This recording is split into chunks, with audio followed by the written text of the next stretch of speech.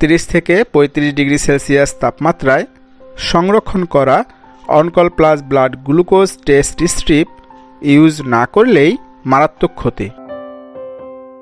Diabetes রোগীদের রক্তের sugar পরীক্ষার জন্যে on call plus blood glucose test strip প্রয়োজন হয়। বিশেষজ্ঞগণ আশঙ্কা করছেন 30 থেকে 35 ডিগ্রি সেলসিয়াস তাপমাত্রার নিচে সংরক্ষণ করা না হলে এই ধরনের ব্লাড গ্লুকোজ টেস্ট স্ট্রিপের কার্যকারিতা একেবারে হারায়। On call plus blood glucose test স্ট্রিপের বক্সের উপরে অর্থাৎ মোড়কের গায়ে নির্দেশনা রয়েছে 2 থেকে 35 ডিগ্রি সেলসিয়াস তাপমাত্রায় সংরক্ষণের। বর্তমান আমদানিকারক হচ্ছেন বিএমআই। এই প্রতিষ্ঠান সর্বদা on call plus blood glucose test strip 15 থেকে 25 ডিগ্রি সেলসিয়াস তাপমাত্রায় সংরক্ষণ করে থাকেন। ব্লাড গ্লুকোজ এই স্ট্রিপগুলো বাজারজাত করা হয় বিভিন্ন সার্জিক্যাল দোকানগুলোতে, বিভিন্ন মেডিসিন শপগুলোতে। রাজধানী সহ বিভিন্ন শহর এলাকায় বেশিরভাগ ঔষধের দোকান কংক্রিটের বিল্ডিং। কিছু টিনের চালের দোকান রয়েছে এবং সরাসরি সূর্যের আলো আসে এমন অনেক দোকান রয়েছে। বিশেষজ্ঞগণ মনে করেন গরম সময় বাতাসের আর্দ্রতা অর্থাৎ তাপমাত্রা বেশি থাকে।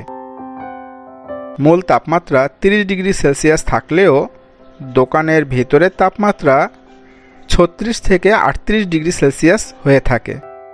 মাঝে মাঝে তো 40 থেকে 42 ডিগ্রি সেলসিয়াস হয়ে যায়। ঔষধ প্রশাসন অধিদপ্তরের একটি নির্দেশনা রয়েছে মেডিসিনের দোকান এবং এই ধরনের ব্লাড গ্লুকোজ টেস্ট স্ট্রিপ বিক্রয়ের দোকানগুলোতে শীততাপ নিয়ন্ত্রিত হতে হবে। অবশ্যই দোকানের তাপমাত্রা 30 ডিগ্রি সেলসিয়াসের নিচে থাকতে হবে।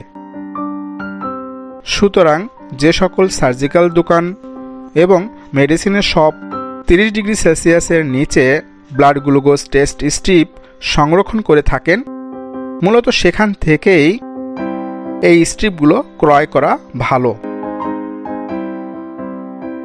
অধিক তাপমাত্রা এবং সূর্যের আলো সরাসরি যেখানে বিদ্যমান ওই সকল মেডিসিন শপ বা সার্জিক্যাল শপ থেকে ব্লাড গ্লুকোজ টেস্ট স্ট্রিপ ক্রয় করলে এর গুণগত মান এবং কার্যকারিতা সাধারণত ঠিক থাকে না।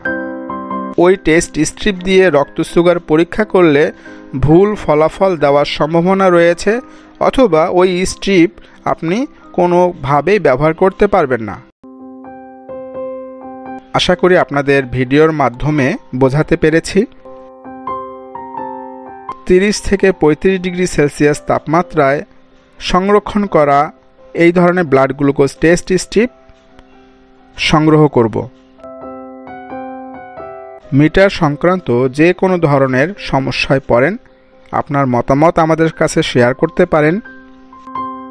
যে যেখানেই আছেন ভালো থাকুন, সুস্থ থাকুন, আমাদের সঙ্গেই থাকুন।